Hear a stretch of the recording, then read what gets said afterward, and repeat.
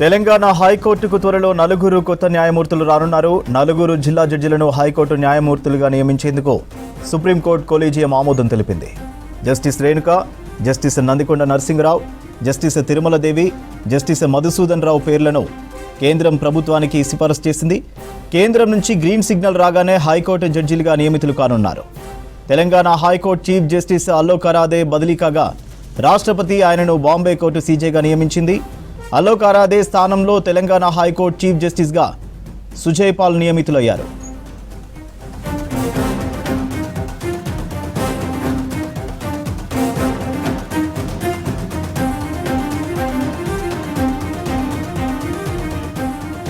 తెలంగాణ హైకోర్టుకు త్వరలో నలుగురు కొత్త న్యాయమూర్తులు రానున్నారు. నలుగురు జిల్లా జడ్జిలను హైకోర్టు న్యాయమూర్తులుగా నియమించేందుకు సుప్రీంకోర్టు కొలీజియం ఆమోదం తెలిపింది. Justice Renuka, justice Nandikonda Narasimharao, justice Tirumaladevi, justice Madhusudan Rao పేర్లను కేంద్రం ప్రభుత్వానికి సిఫారసు చేసింది. కేంద్రం నుంచి గ్రీన్ సిగ్నల్ రాగానే హైకోర్టు జడ్జిలుగా నియమితులు కానున్నారు.